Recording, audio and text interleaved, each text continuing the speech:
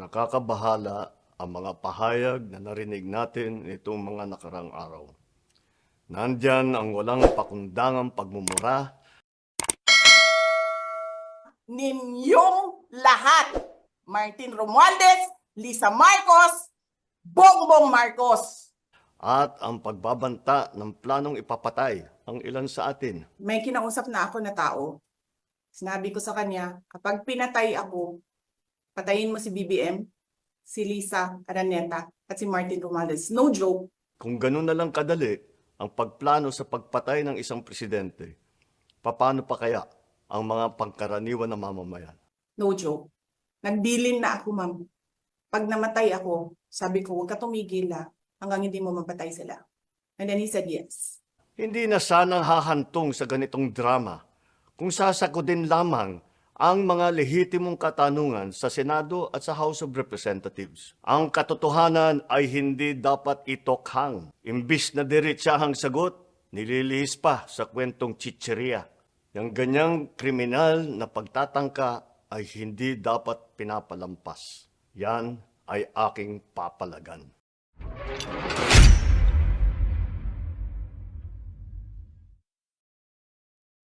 Nakakabahala ang mga pahayag na narinig natin nitong mga nakarang araw. Nandyan ang walang pakundangang pagmumura at ang pagbabanta ng planong ipapatay ang ilan sa atin. Kung ganun na lang kadali ang pagplano sa pagpatay ng isang presidente, paano pa kaya ang mga pangkaraniwan na mamamayan? Yung ganyang kriminal na pagtatangka ay hindi dapat pinapalampas. Yan ay aking papalagan. As a democratic country, we need to uphold the rule of law. Ako, bilang pinuno ng Executive Department at lahat ng mga nanunungkulan sa pamahalaan ay may sinumpaang tungkulin na tutupdin at pangangalagaan ang konstitusyon at ang ating mga batas. Kaya hindi tama ang pagpigil sa mga halal ng bayan sa paghahanap ng katotohanan. Hindi na sanang hahantong sa ganitong drama kung sasakodin lamang ang mga lehitimong katanungan sa Senado at sa House of Representatives. Ang katotohanan ay hindi dapat itokhang. Tapos na sana ang usapang ito kung tutuparin lamang ang sinumpaang panata na bilang lingkod bayan ay magsabi ng totoo at hindi hahadlangan. Imbis na diretsahang sagot, nililihis pa sa kwentong chicheria. Hangad ko na matuldukan na itong mga pangyayaring ito sa parang matiwasay at magdadala sa atin sa katotohanan. 12 taon din ako nanungkulan sa magkaparehong kamara ng Kongreso. Batid ko ang kapangyarihan iginawad sa kanila ng taong bayan at ng ating konstitusyon. Dahil dito, iginagalang ko ang kanilang gawain bilang isang independenteng sangay ng ating republika. Kahit ang buong executive branch, lahat ng mga ahensya ay hindi nakakaligtas at parating sumasailalim sa kanilang masusing pagsusuri. Bilang isang bansa, marami tayong mga paghamon na dapat harapin at mga suliraning dapat bigyan ng lunas. Sa kabila ng mga pambabatikos, nakatuon ang aking pansin sa pamamahala. Ngunit, hindi natin ikokompromiso ang rule of law. Kailangan manaig ang batas sa anumang sitwasyon, sino man ang tamaan. Kaya hindi ko hahayaan magtagumpay ang hangarin ng iba na hatakin ang buong bansa sa burak ng politika. Igalang natin ang proseso. Tuparin natin ang batas.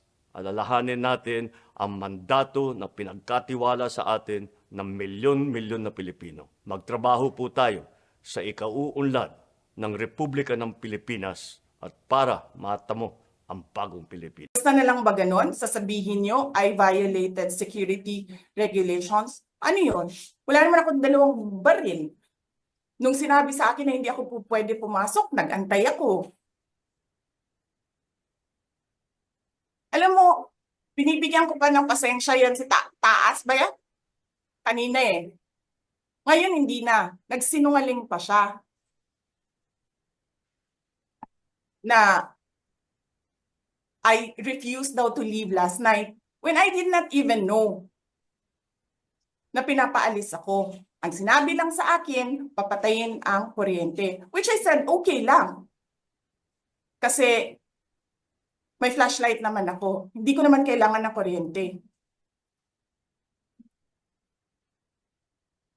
Tapos kanina sa media, pinapalabas nila na nag I locked myself doon sa kwarto. Of course, nag-lock ako kasi natutulog na ako.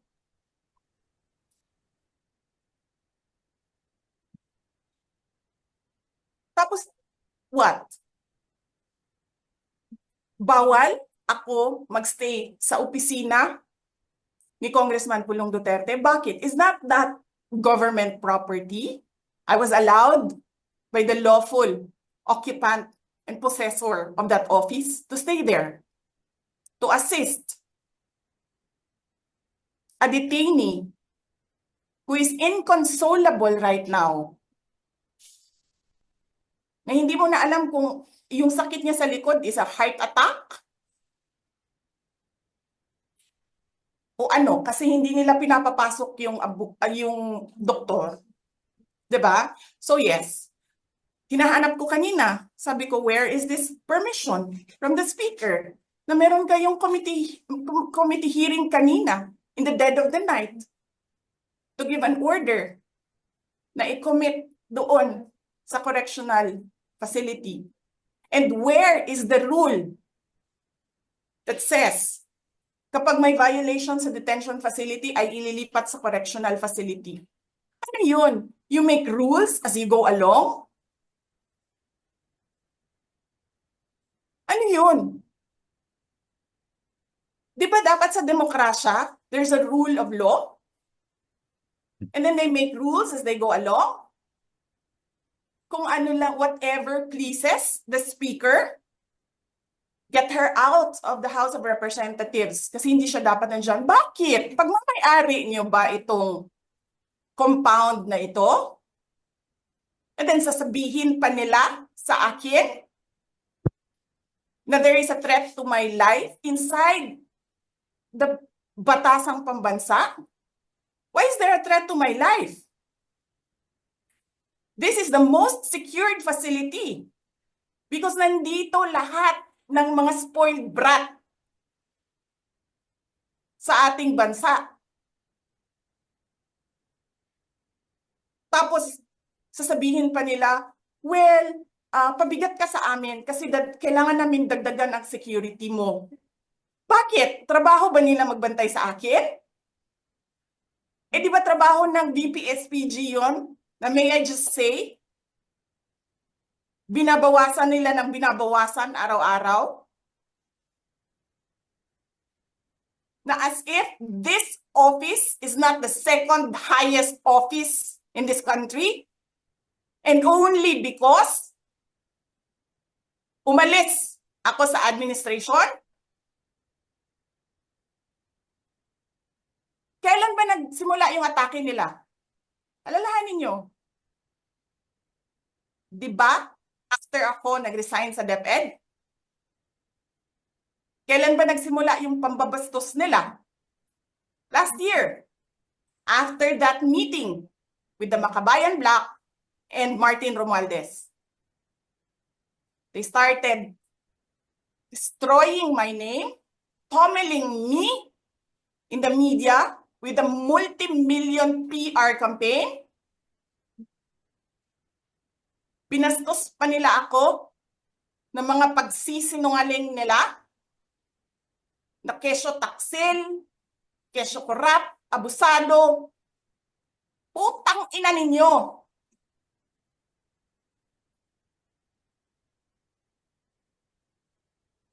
Sino ang korap? Yung mga congressman na yan na nag-hearing, anong sinasabi nila? Pagkatapos, pag na-off na ang mic, pag wala ng media, pasensya na kayo ha. Kailangan kasi namin ng pera. Mag-eleksyon na kasi. Pakisabi kay Sara ha. Hindi ko naman gusto tong ginagawa ko eh. Eh putang ina, hindi mo pala gusto ginagawa mo eh. Bakit mo sinisira pangalan ko? Joel Chua.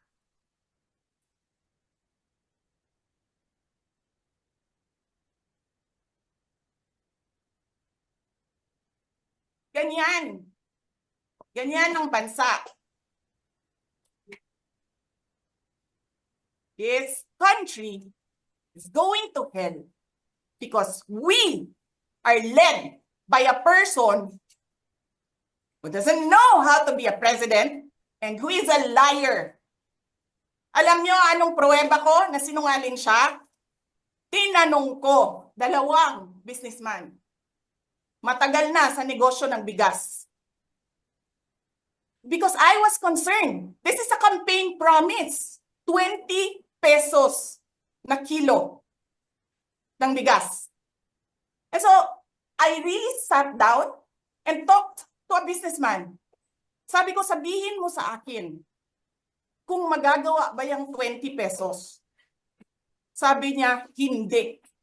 Napaka-imposibleng gawin yan. Because more than 20 pesos ang cost.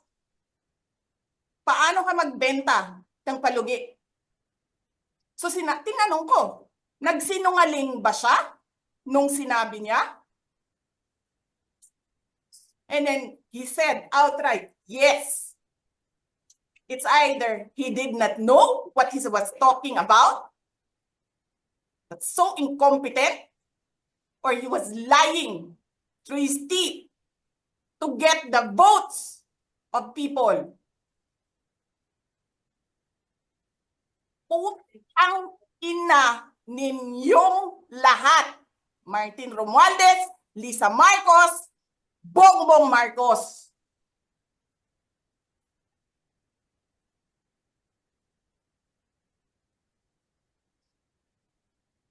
Ginigit-git nyo yung mga tao ko dyan sa envelope na yan. Lisa Marcos, naalala mo, nagpadala ka sa akin ng video? Sinabihan mo ako saan kukunin ang pera. Pinakita mo ang muka ng tao doon sa video message mo. Hi, Nikki. This is she's been working with us for the longest time. We trust her. You sent me written instructions about money. Millions a month. Anong nakalagay doon sa envelope? DepEd. Anong ginawa ko? Binigay ko sa DepEd. Putak na mukha.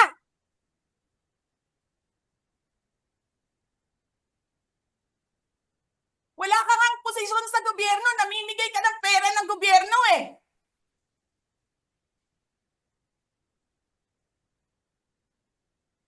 Sisirain mo yung tangal ng mga kasama ko sa Office of the Vice President. Sasabihin nyo sa mga tao, nakaw yan, confidential funds yan. Niwala nga kayong isang proof na confidential funds yan. Naniwala lang kayo sa isang babae na ang pangalan ay Gloria Mercado na nagsabi confidential funds yan, na hindi nyo nga nilabas na wala pang confidential funds, meron ng white envelope. Kasi 2022 pa lang, tangina mo ka, may utos na ng pera sa DepEd. Tapos kami yung nagsisinungaling? Nagpipigil ako eh. Kasi gusto ko lang magtrabaho. Gusto ko lang tapusin nyo na yung show ninyo dyan sa House of Representatives para makabalik na kami sa trabaho namin. Sa security ko, kasi may kinausap na ako na tao. Sinabi ko sa kanya, kapag pinatay ako, patayin mo si BBM, si Lisa Araneta, at si Martin Romualdez. No joke. No joke. Nagbilin na ako, ma'am.